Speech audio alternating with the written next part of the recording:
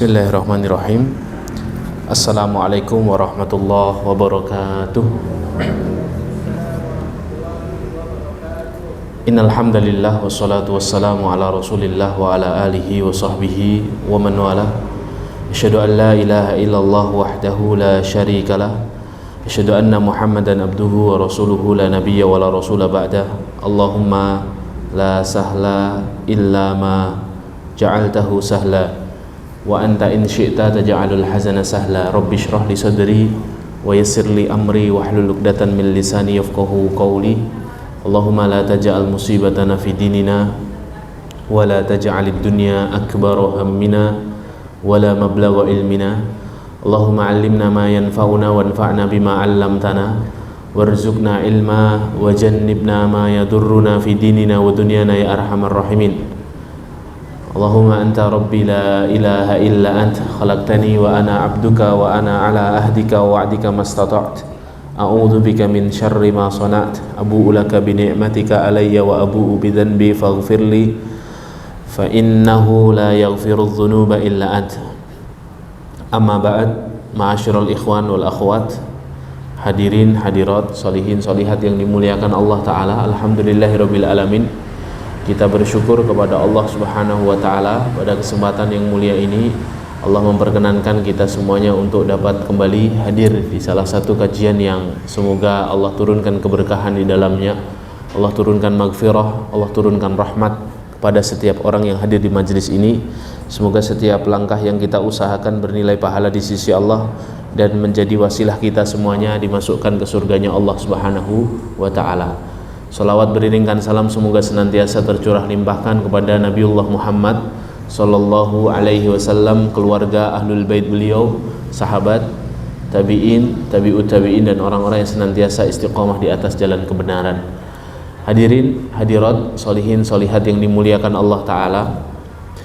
Di dalam kehidupan ini Allah memiliki sunnatullah. Dan sunnatullahnya Allah itu terbagi menjadi dua kata para ulama. Ada sunnah kauniyah dan ada sunnah syar'iyah. Sunnah kauniyah itu sunnah yang pasti terjadi, baik itu disukai Allah atau tidak disukai Allah, karena sudah menjadi satu ketetapan. Adapun sunnah syar'iyah itu belum tentu terjadi, tapi kalau terjadi pasti dicintai oleh Allah Subhanahu wa Ta'ala. Lah jika berbicara mengenai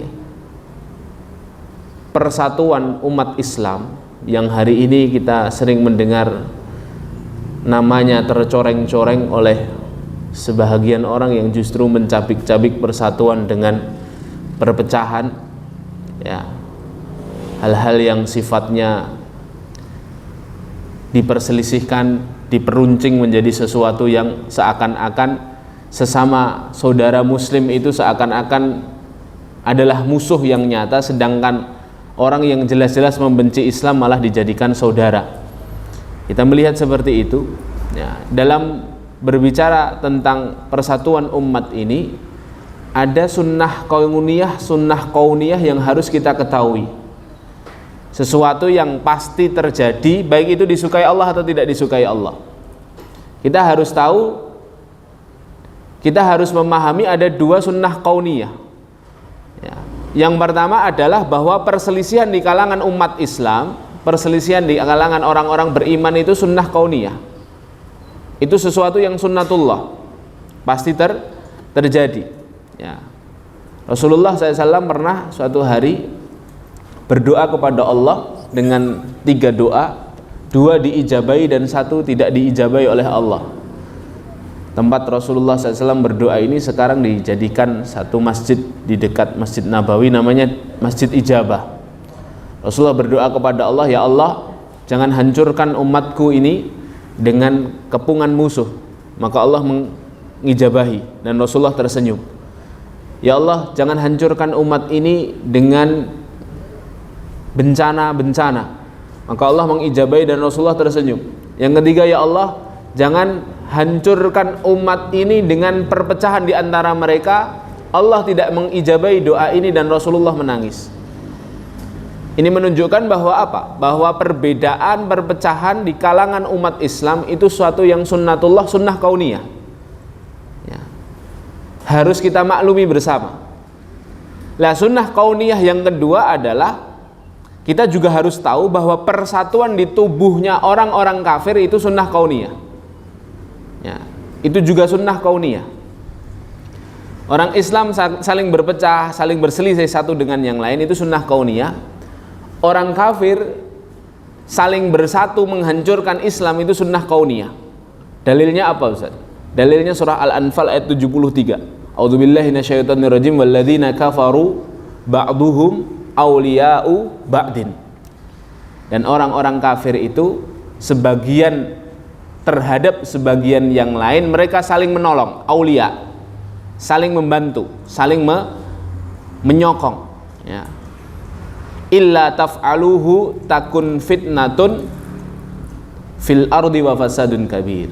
Kalau kamu tidak bersatu seperti orang-orang kafir, kata Allah Subhanahu wa taala, kalau kamu tidak melakukan persatuan sebagaimana persatuannya orang-orang kafir, akan terjadi fitnah yang besar dan akan terjadi kehancuran yang besar.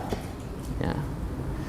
Jadi kita harus tahu ini sebagai prinsip berpikir kita pada tema yang kita angkat pada kesempatan kali ini, bahwa kita harus memahami ada dua sunnah kauniyah yang harus dipahami oleh setiap mukmin, bahwa antara orang beriman dengan orang beriman kalau ada perselisihan itu pasti sunnatullah, ya, wajar, sesuatu yang harus dimaklumi. Dan sunnah kauniyah yang kedua adalah orang kafir kalau bersatu dengan orang yang kafir yang lainnya untuk memusuhi Islam itu juga sunnatullah. Walaupun di ayat yang lain sebenarnya orang kafir itu bersatunya ketika memusuhi Islam saja. Karena Allah Subhanahu wa taala berfirman dalam ayat yang lain, tahsabuhum jami'an wa qulubuhum syatta. Kamu mengira mereka ini bersatu padahal hati mereka berpecah belah. Ya, jadi orang kafir itu kalau sudah melihat orang-orang yang beriman, mereka akan bersatu untuk sama-sama memusuhi. Tapi kalau orang beriman sudah mulai kalah, sudah mulai goyah, mereka akan kelahi sendiri. Dan itu yang kita lihat hari ini. Ya, karena apa? Tahsabuhum jami'an wa qulubuhum syatta. Hati mereka berpecah belah aslinya, gitu ya. Makanya kita sudah memahami bahwa sunnah kauniyahnya umat Islam itu terjadi perselisihan di kalangan mereka. Itu sunnah kauniyahnya. Sunnah kauniyah yang kedua kita juga harus paham, orang-orang kafir itu bersatu padu untuk bisa memusuhi Islam. Itu sunnah kauniyah. Lah sunnah syar'iyahnya apa? Sesuatu yang belum tentu terwujud, tapi kalau terwujud Allah sangat cinta kepada yang berusaha mewujudkannya. Ini namanya sunnah syar'iyah. Sunnah syar'iyahnya adalah persatuan umat Islam. Persatuan umat Islam itu sunnah syar'iyah. Ya, artinya tidak mungkin kita menang, tidak mungkin kita berjaya, tidak mungkin kita ini dimuliakan Allah Subhanahu wa taala kecuali kita harus bersatu. Makanya kan banyak ayat di dalam Al-Qur'an ya. Misalnya wa'tasimu bihablillahi jami'a wa la tafarraqu. Peganglah, wa'tasimu, berpegang teguhlah kalian bihablillah, dengan tali Allah, wa la tafarraqu. Janganlah kalian berpecah belah. Ya. Makanya syariat bersatu dan tidak berpecah belah itu sudah sejak lama ada, bahkan di zamannya para nabi dan para rasul sebelum Nabi Muhammad SAW. Karena tadi sunnah kauniyahnya itu berselisih, berbeda, berpecah belah itu ya sesuatu yang sunnatullah terjadi. Makanya di dalam surah Asy-Syura ayat yang ke-13 Allah Subhanahu wa taala menjelaskan, a'udzubillahi minasyaitonirrajim, syara'a lakum minad dini ma wassa bihi nuha walladzi auhayna ilaika wa ma wassayna bihi ibrahima wa Musa wa Isa an aqimud din wa la tatafarraqu fi. Ya, telah disyariatkan dalam ajarannya Nabi Nuh, dalam ajaranmu wahai Muhammad, dalam ajarannya Ibrahim, dalam ajarannya Nabi Musa dan Nabi Isa, nabi-nabi sebelum Nabi Muhammad, syariatnya itu sama. An aqimuddin, kamu berjuang menegakkan agama ini, wala tatafarraqu fi, dan janganlah kamu berpecah belah. Jadi perintah untuk agar kita tidak berpecah belah itu sudah ada sejak sebelum Nabi Muhammad SAW, karena itulah sunnah syar'iyah yang diinginkan oleh Allah Subhanahu wa taala. Makanya ada kalimat apa? Berbeda itu fitrah, bersatu itu perintah. Memang bersatu itu sunnah syar'iyah sehingga menjadi perintah. Kita tidak akan mungkin mulia, kita tidak mungkin akan dikuatkan oleh Allah dan ditolong oleh Allah sebelum kita bersatu seperti itu. Ya. Lah hari ini muliakan Allah, kalau kita tahu bahwa berbeda itu adalah sunnah kauniyah, sunnatullah yang pasti terjadi, ya, maka memang yang harus kita usahakan adalah persatuan. Ya. Tidak usah saling antara kita lah. Berbeda itu tidak hanya soal kita. Malaikat sama malaikat aja pernah berbeda pendapat. Ya. Masih ingat ya kisahnya seorang yang mau tobat, sudah bunuh 99 orang, datang ke ahlul ibadah, terus ditanya, saya bisa tobat enggak? Saya sudah bunuh 99 orang. Apa kata ahlul ibadah ini? Oh, enggak bisa. Ya. Dia berbicara tanpa ilmu. Wah, enggak bisa. Sudah terlalu banyak yang kamu bunuh. Akhirnya orang ini emosi, si preman ini yang sudah bunuh banyak orang emosi, dibunuh sekalian, jadi 100. Terus datang lagi ke seorang yang alim, ahlul ilmi, ditanya, ada nggak kesempatanku untuk bertobat? Kata ahlul ilmi ini apa? Ma yahulu bainaka wa baina taubah. Tidak ada yang bisa menghalangimu antara dirimu dengan taubat. Pintu taubat terbuka lebar untukmu. Akhirnya dia taubat. Setelah taubat, setelah dia mohon ampun sama Allah, dia tanya ke alim ini, apa yang aku lakukan setelah bertaubat? Kata alim ini apa? Pindah dari kotamu, pindah ke kota lain, hijrah. Jangan di lingkunganmu, karena kalau di lingkunganmu nanti kamu balik lagi kayak gitu. Pindah ke tempat yang lain, yang mana di sana kamu bisa menimba ilmu, ketemu sama orang-orang soleh. Jalan akhirnya orang ini pindah kota, di pertengahan jalan, dalam kisahnya, dalam riwayatnya kita ketahui bersama, dia meninggal di tengah jalan. Dua malaikat kan turun kan, malaikat rahmat sama malaikat azab, ya, turun. Keduanya saling berselisih. Ini kliennya siapa? Yang satu berkata, ini aku ini, ya, dia ini sudah bunuh 100 manusia. Ya, yang malaikat rahmat, aku diutus Allah untuk menghitung dia, untuk mencabut nyawanya, untuk mengangkat ruhnya. Ya. Malaikat sama malaikat saja pernah berselisih. Ya. Nabi sama nabi pernah berselisih. Nabi Daud dan Nabi Sulaiman itu pernah berselisih, ya. Ya. Dalam Al-Quran itu disebutkan Daud dan Sulaiman itu pernah menghukumi satu peristiwa fil harth, tentang tanaman yang dioyak oleh kambing tetangganya. Jadi Nabi Daud ini ayahnya Nabi Sulaiman. Nabi Daud ini selain raja dahulu adalah seorang hakim. Setiap kali ada rakyatnya yang berselisih, maka diangkat kepada hakim, kepada raja. Nah, Nabi Sulaiman masih kecil, ya, anak kecil tapi cerdas dan hikmah, gitu ya, ahlul hikmah, bijaksana. Akhirnya Nabi Daud didatangi oleh dua orang. Dua orang ini berselisih. Yang satu dia punya tanaman, yang satu punya kambing. Yang punya tanaman bilang kepada Nabi Daud, wahai raja, sesungguhnya tetanggaku ini, saudaraku ini, kambingnya memakan tanaman-tanamanku sehingga tanamanku rusak. Bagaimana kami harus mengadu? Ya, akhirnya Nabi Daud memutuskan apa? Ya sudah, semua kambingnya orang ini, tetanggamu ini buat kamu. Ya, sebagai ganti rugi tanaman yang dirusak. Nabi Sulaiman, putranya Daud alaihi wassalatu wassalam, ya, ternyata apa? Ngelihat caranya ayahnya ini memberikan kebijakan, keputusan, sampai akhirnya Nabi Sulaiman bilang kepada ayahnya, wahai ayahandaku, ya, keputusanmu bijak, tapi alangkah baiknya jika ada keputusan yang lebih bijak. Apa itu, wahai anakku? Ya, jangan kamu minta si pemilik kambing untuk memberikan dan menyerahkan kambingnya ke semuanya. Kasihan dia nanti tidak punya pekerjaan. Ya, lalu bagaimana caranya? Tidak apa-apa kambingnya diserahkan kepada pemilik tanaman sebentar, tapi si pemilik kambing bertanggung jawab untuk memperbaiki tanaman yang rusak. Kalau tanaman yang rusak sudah ditukar dan sudah diperbaiki, sudah ditukar, diganti yang baru, maka kembalikan lagi kambing-kambingnya kepada pemilik kambing. Lihat betapa Nabi sama Nabi saja pernah berselisih pendapat tentang kebijakan yang diambil untuk rakyatnya. Ya. Sahabat sama sahabat pernah berselisih pendapat. Ya. Masih ingat kisah tentang Ma'is bin Malik al-Islami, seorang sahabat yang datang ke Rasulullah dalam keadaan murung dan penuh masalah. Lalu sahabat Ma'is ini berkata kepada Rasulullah, ya Rasulullah tahhirni, ya Rasulullah sucikan aku ya Rasulullah. Rasulullah bingung dengan aduan sahabat ini, lalu Rasulullah bersabda, irji istaghfirillah summatu, pulanglah kamu istighfar banyak-banyak, bertobatlah kepada Allah, maka suci nanti jiwamu. Akhirnya sahabat ini pulang.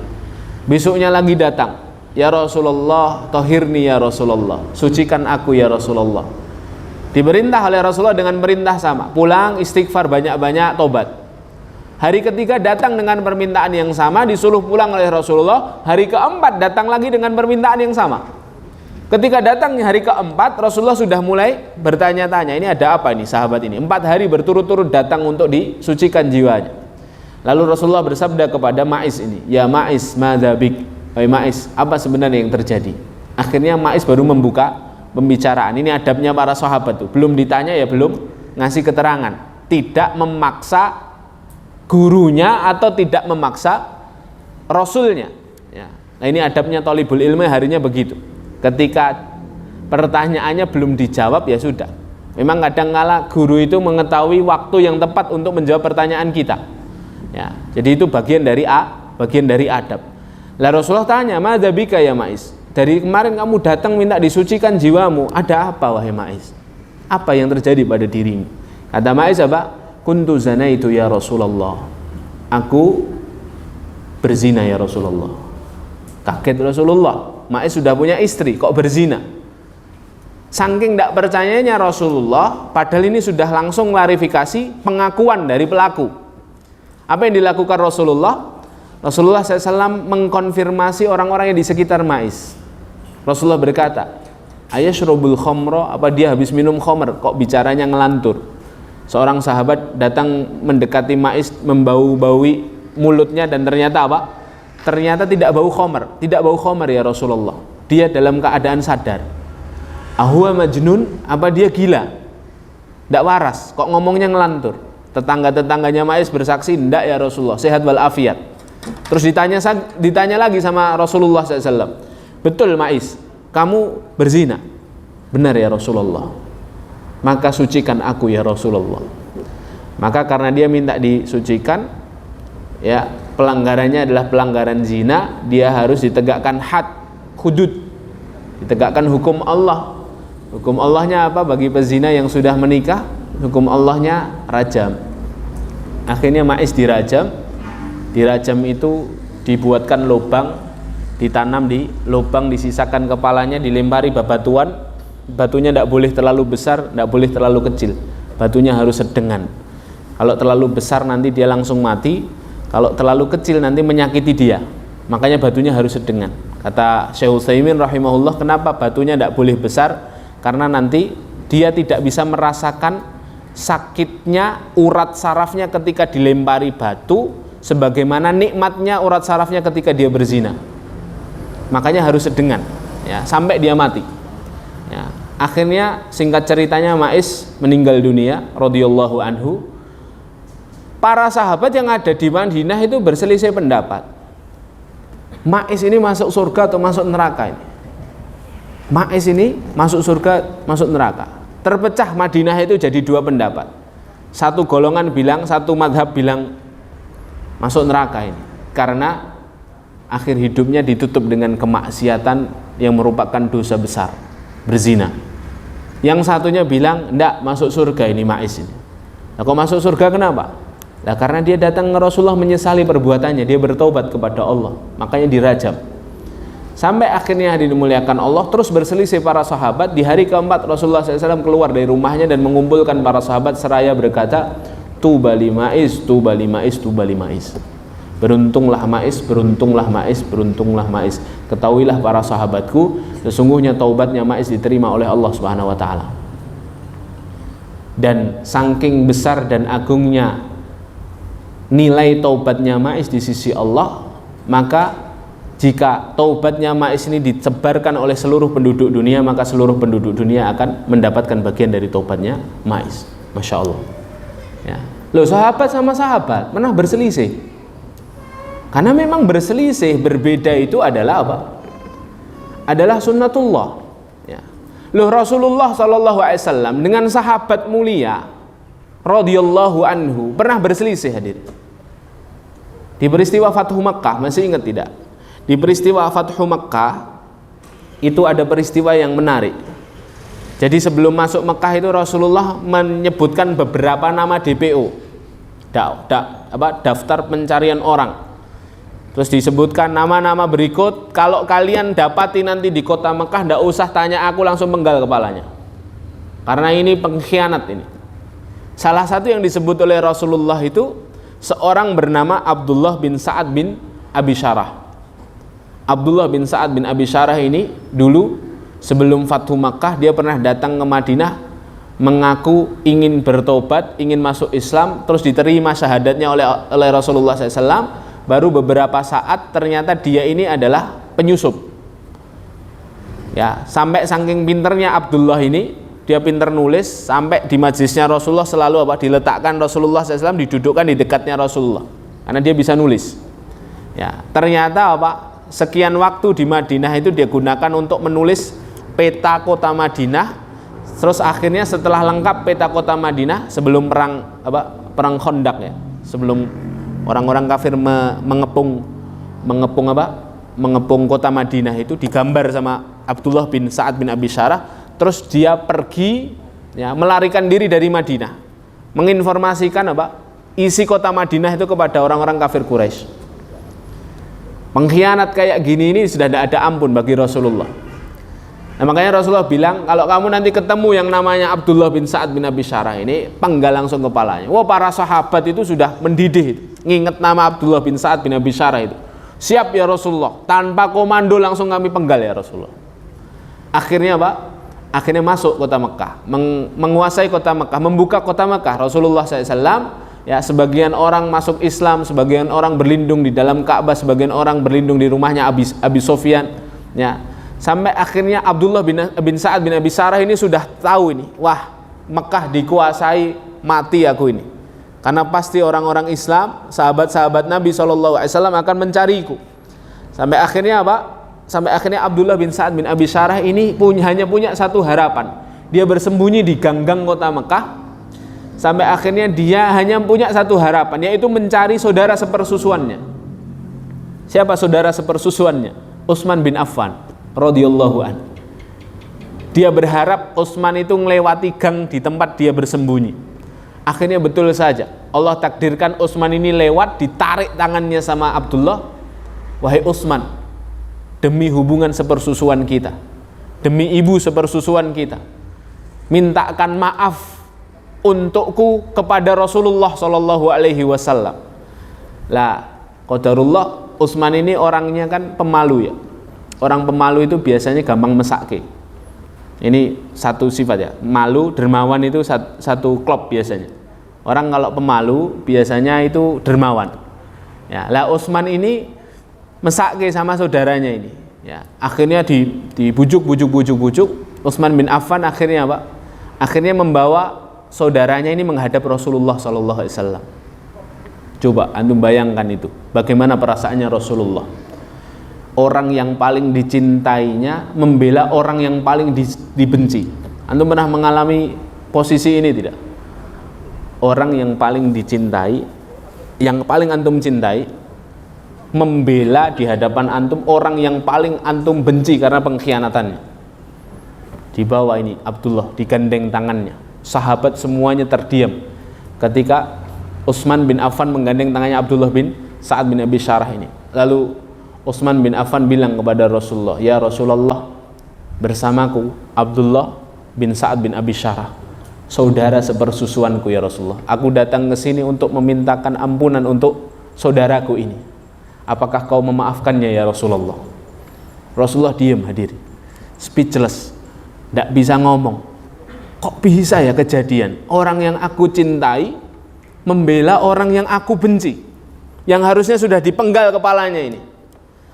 Rasulullah diam lama, sahabat tidak ada yang bergerak. Kata Umar bin Khattab, kalau saja ada rambut yang jatuh ketika itu, jatuhnya rambut itu akan terdengar, saking sunyinya itu. Ya. Sampai akhirnya ditanya lagi Utsman, bagaimana ya Rasulullah, apakah kau mengampuninya? Ya. Aku datang sebagai saudara sepersusuannya. Lalu Rasulullah menganggukkan kepala, na'am ya Utsman. Ya. Na'am ya Utsman, menganggukkan kepalanya. Baik wahai Utsman, maksudnya aku maafkan. Utsman itu tahu Rasulullah dalam hatinya masih mendidih. Kepalanya ini masih, kepalanya baginda sallallahu alaihi wasallam ini masih terngiang-ngiang pengkhianatannya si Abdullah ini. Tapi apa? Tapi karena Rasulullah itu sayang betul sama Utsman bin Affan. Betapa tidak sayang kepada Utsman. Utsman itu menantunya Rasulullah dari putri beliau Ruqayyah radhiyallahu an. Ruqayyah meninggal dinikahkan sama Ummi Kulsum. Ummi Kulsum radhiyallahu anha meninggal, Utsman masih ditawari sama Rasulullah, wahai Utsman, seandainya aku masih punya satu anak perempuan lagi, aku nikahkan sama kamu. Jadi ini menantu idaman ini, Utsman bin Affan ini, masya Allah ya. Naam ya Utsman. Akhirnya Utsman tahu ini Rasulullah masih marah, karena sudah dapat jawaban naam, berarti kan sudah apa? Sudah diampuni. Dibawa lari Abdullah bin Sarah bin Sa'ad bin Abi Syarah ini dibawa lari oleh Utsman, disingkirkan dari pandangan Rasulullah dan para sahabat. Lalu Rasulullah masih terdiam. Ya.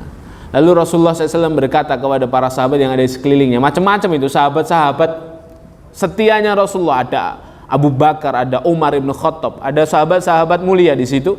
Rasulullah SAW baru setelah itu berkata dengan dua kata yang lirih, falaula, ya, falaula, kenapa tidak ada, kata Rasul. Umar dengar, ya Rasulullah, kenapa tidak ada apa ya Rasulullah? Kenapa tidak ada yang memenggal kepalanya ketika aku tadi terdiam? Wah, Umar bilang ke Rasulullah, ya Rasulullah, ya, kami tidak tahu isyaratmu ya Rasulullah. Harusnya kamu berikan kedipan mata kepadaku, langsung kupenggal orang ini. Nah, Rasulullah dari tadi itu diem, ya, untuk apa? Untuk ngasih kesempatan sahabatnya yang dari tadi berkobar-kobar, tak penggal ya Rasulullah. Ternyata tidak ada yang menggal, gitu ya. Kalau kau berikan kedipan mata saja ya Rasulullah, akan aku penggal, kata Umar. Kata Rasulullah, wahai Umar, sesungguhnya seorang nabi tidak boleh memberikan isyarat walaupun dengan kedipan mata. Nah, kalau nabi boleh kedip-kedip jadi syariat. Ya Rasulullah, sholat subuh enggak? Ding ding, ya. Enggak berarti, gitu ya. Tidak boleh. Jadi seorang nabi itu semua perbuatannya jadi syariat. Makanya tidak boleh memberikan isyarat walaupun kedipan mata. Lihatlah hadirin dimuliakan Allah. Antara sahabat dengan Nabi SAW pun pernah berselisih. Dalam ayat Al-Quran banyak sekali. Ya, ayat-ayat yang menjelaskan bahwa perbedaan itu fitrah. Perbedaan itu sunnatullah. Inna sa'yakum lasyatta. Sesungguhnya pekerjaan kalian itu bermacam-macam. Kullu ya'mal ala syakilati. Ya, katakanlah hai Muhammad, setiap kalian beramal sesuai dengan bidangnya masing-masing. Wa min ayatihi khalqus samawati wal ard wa ikhtilafu alsinatikum wa alsinatikum wa alwanikum. Kata Allah, di antara tanda kebesaran Allah Subhanahu wa taala adalah Allah menciptakan langit dan bumi, dan Allah menjadikan lisan-lisan kalian, bahasa-bahasa kalian, dan kulit-kulit kalian berbeda. Jadi perbedaan itu sunnatullah, hadirin muliakan Allah. Ya. Hanya saja ketika kita tahu perbedaan itu sunnatullah, makanya kita juga bermacam-macam harokahnya. Ada yang terjun di dunia ilmu, ada yang terjun di dunia politik, ada yang terjun di dunia perjuangan, ada yang terjun harus turun ke jalan, ada yang masya Allah dia telaten sekali membuka kitab-kitab para ulama. Ya. Semuanya punya kiprahnya sendiri-sendiri. Ada yang masuk keluar rumahnya kaum muslimin berdakwah, ngajakin ke masjid. Macam-macam, hadirin muliakan Allah. Karena apa? Karena perbedaan ini satu yang fitrah. Ya. Hanya saja kita harus pahami ada sunnah syar'iyahnya. Sunnah syar'iyahnya apa? Sunnah syar'iyahnya kita tidak mungkin akan dimuliakan Allah Subhanahu wa taala tanpa adanya persatuan. Ya. Justru indahnya persatuan itu akan wujud ketika ada perbedaan. Kalau tidak ada perbedaan, akan tidak indah itu yang namanya persatuan. Ya, kalau misalnya orang bahasanya sama semua, nggak asik, nggak bisa belajar bahasa Arab kan? Kalau seandainya orang itu wajahnya sama semua, nggak ada itu yang namanya apa? Virus merah jambu, nggak ada. Wajahnya sama semua. Ya, dekne rupane koyo mbokku misalnya begitu. Nggak ada apa? Nggak ada ketertarikan, tidak ada keindahan. Makanya indahnya persatuan itu ya bisa didapatkan karena adanya perbedaan. Lah, maka yang menjadi pertanyaan adalah bagaimana cara mewujudkan persatuan ini? Bagaimana cara meringankan lisan kita berkata kepada saudara kita yang lain harokah misalnya, lain afiliasi, kamu tetap saudaraku. Kecintaanku kepadamu sebesar ketaatanmu kepada Rabbmu. Masya Allah. Ya. Bagaimana itu mewujudkannya? Nah, para ulama memberikan caranya, ya. Memberikan kaidah-kaidahnya. Ada kaidah-kaidah penting dalam persatuan ini. Ya. Jadi ada fikih ikhtilaf, ada fikih persatuan. Ya. Lah kaidah-kaidah yang penting dalam persatuan ini apa saja? Ya. Ada tiga poin yang paling penting yang dapat saya simpulkan dalam fikih ikhtilaf dan fikih persatuan ini. Yang pertama, kalau kita ingin bersatu, ya, kalau kita ingin bersatu, maka yang pertama yang harus kita catat dan harus kita perhatikan bahwa berukhuwah itu harus dibangun di atas keimanan. Berukhuwah harus dibangun di atas keimanan. Karena kalau tidak di atas keimanan, kalau alasannya bukan karena Allah, bukan untuk akhirat, bukan untuk mencari ridho Allah, biasanya dia akan tandas nanti di tengah jalan, akan kandas di tengah jalan. Antum kumpul di forum Fosrimka ini, forum silaturahim remaja masjid se-Kabupaten Karanganyar ini.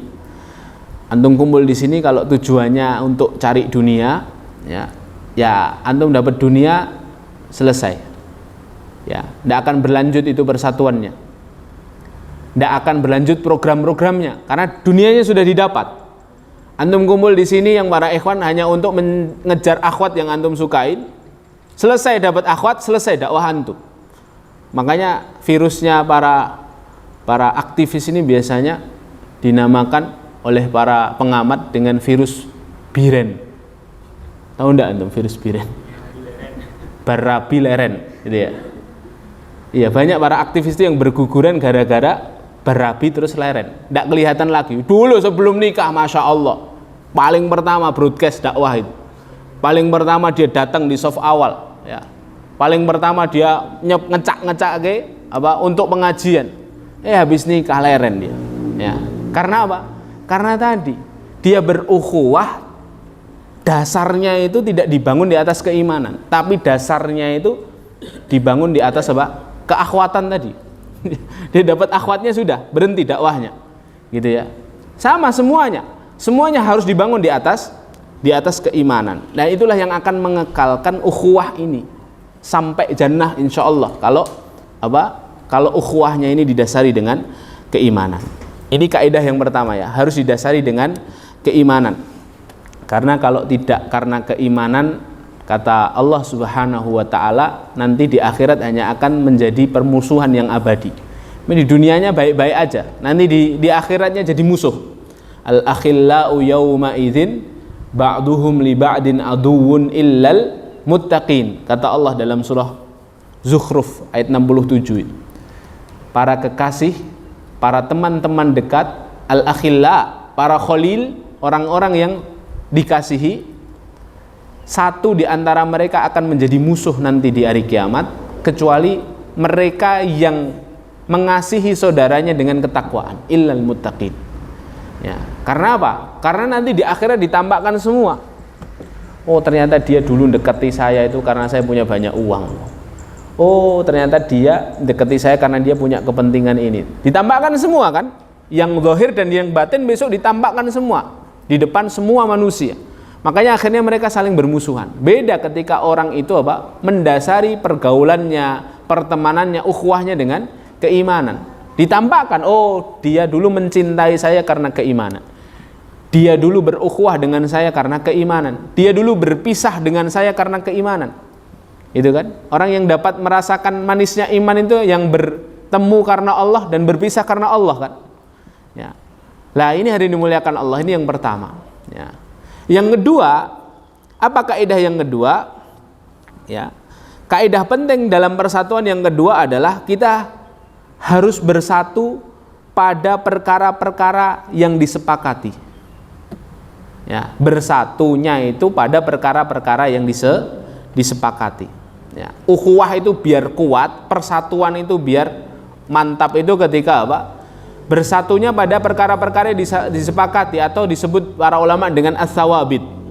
As-sawabit, perkara-perkara yang disepakati. Syekh Shalih Shawi rahimahullahu taala menulis sebuah kitab judulnya As-Sawabit wal Mutaghayyirat fi Masiratil A'mal al-Islami. Perkara-perkara yang disepakati dan perkara-perkara yang diperselisihkan para ulama dalam amal Islami ini. Ya. Beliau mengatakan, ya, perkara-perkara sawabit itu, ya, perkara-perkara yang disepakati itu ada 4. Jadi kalau kita mau betul-betul ukhuwahnya karena keimanan, 4 ini harus sama. Kalau 4 ini berbeda, kita boleh berpecah, boleh. Tapi 4 ini harus sama. Yang pertama apa? Ya, perkara sawabit yang pertama adalah orang beriman itu harus mengakui referensi yang jelas. Referensinya orang beriman apa? Al-Quran dan As-Sunnah. Jadi orang beriman yang betul-betul keimanannya itu karena Allah Subhanahu wa taala, dia harus mengakui referensi yang jelas yaitu Al-Quran dan As-Sunnah. Maksudnya bagaimana Ustaz? Maksudnya misalnya kita berukhuwah dengan kawan kita, kok ternyata kawan kita ini tidak mengakui hadis Jamaah Ingkarus Sunnah, pernah viral ya di daerah-daerah sini nih, ya, Jamaah Ingkarus Sunnah, tidak ngakuin sunnah, ya, hanya ngakuin Quran. Antum berpisah dengan dia boleh, ya. Tapi kalau dia mengakui Quran Sunnah, antum mengakui Quran Sunnah, ya berarti dia saudara kita. Ini perkara sawabit harus bersatu. Ya, kaidah persatuan nih ya, bersatu dalam perkara-perkara sawabit. Yang pertama apa? Mengakui referensi Al-Quran dan As-Sunnah. Yang kedua apa? Mengikuti ijma' kaum muslimin. Mengikuti ijma' kaum muslimin, konsensus, ya, konsensus ulama. Ya. Jadi ada satu kelompok itu yang percayanya hanya Al-Quran Sunnah saja. Tapi ketika berbicara soal perkara-perkara yang ijma', para ulama sudah ijma', dia menyelisih pendapat ijma'. Nah, yang kayak gini, ya, tidak boleh. Misalnya, semua ulama sudah sepakat ya, rukun iman itu 6. Lah kok dia bikin rukun iman sendiri? Ada nggak? Ada kan? Rukun Islam 5, dia bikin rukun Islam sendiri. Ada. Contohnya apa? Syiah. Lah itu tidak boleh temenan sama orang Syiah, karena dia tidak masuk keluarga besar ahlu sunnah ini. Ya, justru kalau antum berukhuwah dengan mereka, ada yang salah ini. Ya, yang salah antum karena tidak tahu ilmunya, atau mereka yang mencoba mendekati antum untuk mensyiahkan antum. Nah, misalnya seperti itu. Nah, ini sawabit yang kedua. Ya, jadi bersatu. Referensi harus jelas Quran Sunnah. Yang kedua mengikuti ijma' kaum muslimin. Yang ketiga adalah memegang al-wala' wal bara'. Harus berpegang teguh dengan al-wala' wal bara'. Al-wala' itu loyalitas. Dia harus loyal kepada orang-orang beriman, dan dia harus bermusuhan, berlepas diri dari orang-orang kafir. Nah, ini harus dipegang, ya. Kalau antum temukan orang yang sangat loyal kepada orang-orang beriman, sangat membenci orang-orang kafir yang memusuhi Islam, nah itulah saudara kita. Nah, kalau yang terjadi kebalikannya, sama orang kafir mesra luar biasa, sama orang Islam justru dikafir-kafirin, justru dia digigit dengan gigi taringnya, justru lisannya tidak pernah selamat dari memperjelek atau memburuk-burukan saudaranya yang mukmin. Nah, ini hati-hati. Yang kayak gini antum tidak berukhuwah dengan dia tidak apa-apa. Ya. Nah, makanya perkara sawabit yang ketiga itu apa? Memegang akidah al-wala wal bara. Baru yang keempat apa? Sama-sama memiliki musuh bersama. Dalam perkara sawabit, musuh bersamanya orang Islam itu siapa? Setan, ya. Jadi musuh bersamanya setan. Ya. Nah, makanya kita boleh membenci seseorang perbuatannya, ya, ketika dia mengamalkan perbuatan yang setan ada di dalamnya. Misalnya dia ahli maksiat, boleh kita membenci perbuatannya, ya. Kita ingatkan dia, kita amar ma'ruf nahi mungkar boleh, ya. Karena dalam perkara sawabit 4 ini harus dijaga, ya. Satu, referensinya harus sama-sama Al-Quran as-Sunnah. Ada ustadz yang suka sama sunnah saja, Al-Quran tidak mau. Nah, ini juga bahaya, ya. Yang kedua tadi, ya, mengikuti konsensus ulama atau ijma' ulama. Yang ketiga memegang al-wala wal bara. Yang keempat menentukan musuh bersama, yaitu syaitan, ya, yaitu syaitan. Allah Subhanahu wa taala berfirman dalam surah Fatir di ayat yang ke-6, inna syaitana lakum aduwwun fattakhidhuhu aduwwa. Sesungguhnya setan bagi kalian itu musuh, maka jadikanlah musuh. Ya, jadi musuhnya orang beriman itu adalah setan. Setan bentuk manusia maupun bentuk jin. Begitu, ya. Nah, ini poin kedua dalam kaidah persatuan. Poin pertama tadi apa? Mendasari ukhuwah dengan keimanan. Poin kedua apa? Ya, bersatu dalam perkara-perkara sawabit. Perkara sawabit 4 yang harus sama-sama kita pahami. Yang ketiga, poin ketiga adalah memahami fikih ikhtilaf. Ya, kalau kita memang betul-betul tulus ingin bersatu, apapun harokahnya, kita harus memahami fikih ikhtilaf. Lah, fikih ikhtilaf ini ada beragam poin. Saya padatkan menjadi 4 poin besar.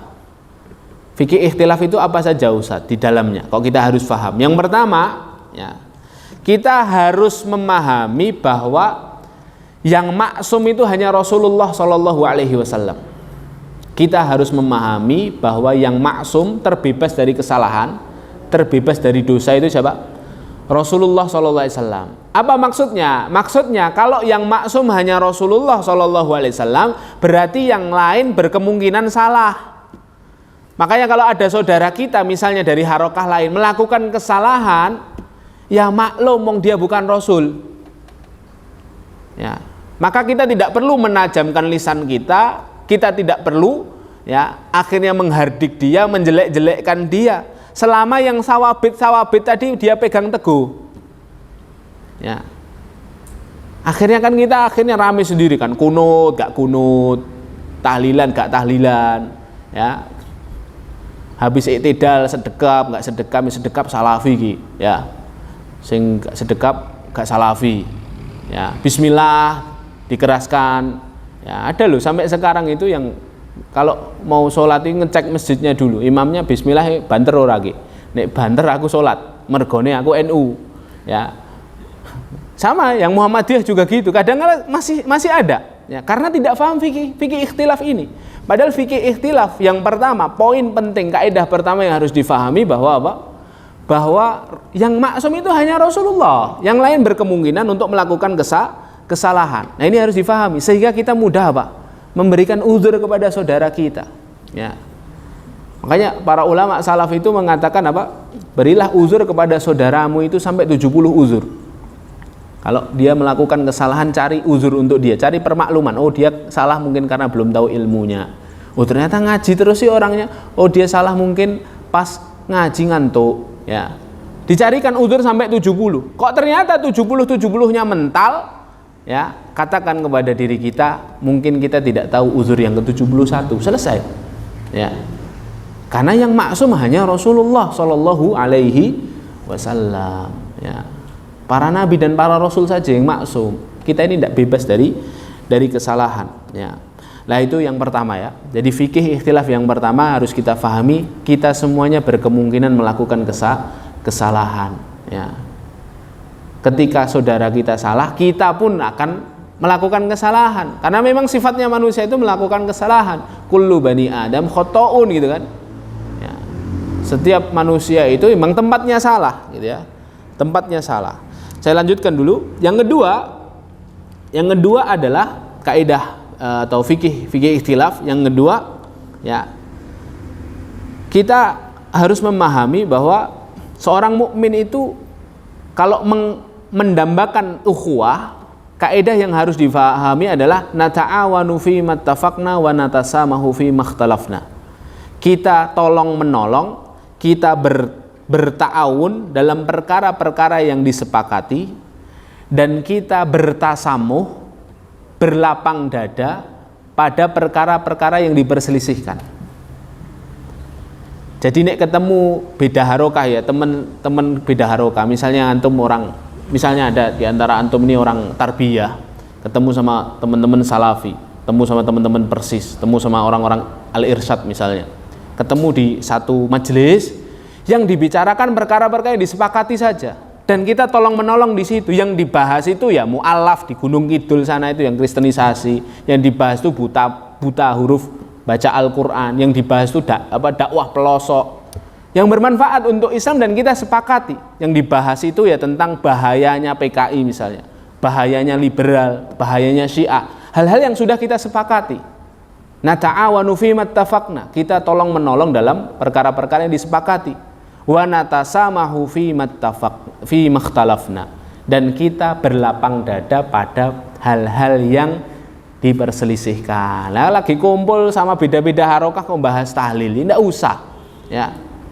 Bahas tadi itu cingkrang katok cingkrang katok enggak cingkrang ya. Bahas demokrasi enggak demokrasi ya, tidak usah dibahas kayak gitu. Bahasnya yang jelas-jelas aja, yang bahas gimana nih Islamic Center ini biar kita tambah maju ini, bagaimana kita ini bangun masjid ini ya agar dakwah tambah maju ya, bagaimana kita ini ngajak orang-orang di sekitar kita untuk sholat. Nah itu yang dibahas seperti itu, hadirin dimuliakan Allah. Nah itu yang kedua ya, itu yang kedua ya. Jadi ada seorang ulama namanya Jabir Al-Wali, punya kitab judulnya Ikhtilaful Ulama. Beliau menceritakan kisah-kisah para sahabat ketika berselisih. Kata beliau, para sahabat itu sering berselisih. Kalau berselisih itu ya gontok-gontokan, ya mencereng-mencerengan. Tapi ya hanya di saat mereka berselisih saja soal ilmu. Selesai di majelis ilmu itu mereka sudah saling memuji satu dengan yang lainnya. Sahabat Umar sama sahabat Ibnu Mas'ud itu pernah berselisih tentang satu hal. Kalau ada orang zina, laki-laki sama perempuan zina, boleh nikah enggak setelahnya? Zina biasanya kan kalau kasus di kita zina hamil, boleh nikah enggak? Sahabat Umar itu bilang boleh. Awaluhu sifah wa akhiruhu nikah. Awalnya memang zina, tapi akhirnya kan nikah, jadi ibadah. Enggak apa-apa, kata sahabat Umar. Sahabat Ibnu Mas'ud beda. Sahabat Ibnu Mas'ud bilang apa? Enggak boleh. Yang zina ya namanya zina ya zina. Mau dia nikah setelahnya pasti zina. Karena diawali dengan keburukan. Wah itu gontok-gontokan, perselisihan pendapat. Selesai ketika mereka berpisah, apa? Ketika sahabat Umar ini ditanya sahabat lain, apa komentarmu tentang Ibnu Mas'ud? Apa jawaban sahabat Umar? Sahabat Umar bilang, Ibnu Mas'ud, Masya Allah, sahabatku Ibnu Mas'ud dari ujung rambutnya sampai ujung kakinya dipenuhi dengan iman dan ilmu. Dipuji. Sahabat Ibnu Mas'ud sama, ketika ditanya siapa Umar, jawabannya Ibnu Mas'ud radhiyallahu anhu apa? Umar Ibnu Khattab. Sesungguhnya dia adalah benteng terakhir di umat ini. Jika benteng ini roboh maka yang akan terjadilah fitnah dan fitnah. Dan kejadian kan? Ya, setelah Umar Ibnu Khattab meninggal itu terjadi fitnah dan fitnah terus. Fitnah Khawarij, fitnah Syiah, fitnah selanjutnya perpecahan di umat ini. Lihatlah hari ini muliakan Allah betapa para ulama dulu ya, mereka ketika berselisih itu ya di majelis saja. Ya. Mereka akan berlapang dada ketika dalam hal-hal yang mereka perselisihkan, mereka akan berta'awun dalam hal-hal yang disepakati. Dan itu yang harus kita usahakan ya untuk meraih persatuan ini. Nah, ini yang kedua ya. Yang ketiga fikih ikhtilaf yang ketiga yang kaidah yang harus kita pahami bahwa perbedaan pendapat yang didasari ijtihad tidak boleh menyebabkan kebencian yang menjauhkan hati kita. Perbedaan pendapat yang didasari dengan ijtihad. Ijtihad itu perkara-perkara yang tidak ada di zaman Rasulullah, baru dirumuskan dan disimpulkan oleh para ulama setelah Rasulullah SAW. Itu namanya ijtihad. Misalnya hukum demokrasi, tidak ada di zaman Rasulullah kan, baru para ulama sekarang berijtihad. Oh, ada yang boleh demokrasi daripada nanti yang menguasai orang kafir, misalnya begitu. Ada yang bilang demokrasi haram, itu ijtihad. Nah, dalam perkara-perkara ijtihad itu tidak boleh saling menyalahkan, karena dalam kaidah usul fiqh itu la ta'arudu fil umuril ijtihadiyah, tidak boleh saling membenturkan perkara ijtihad satu dengan ijtihad yang lain. Maka kaidah yang harus dipegang apa? Dalam perkara-perkara yang diperselisihkan yang didasari dengan ijtihad tidak boleh menyebabkan kebencian yang dapat menjauhkan hati kita. Ya sudah, saling menghargai. Kok nyoblos ya monggo nyoblos, oh. Gak nyoblos ya gak apa-apa, ya. Pilih salah satu, misalnya begitu, ya. Nah, ini kalau ini kaidah ini difahami, masya Allah, ya. Tidak ada lagi nanti kita suudzon, ghil sama saudara kita, itu tidak ada, ya. Ini yang ketiga, ya. Jadi kita harus banyak mencontoh Imam Syafi'i, ya. Imam Syafi'i itu kalau debat sama lawan debatnya sengit, hadirin, sampai lembur-lembur, ya.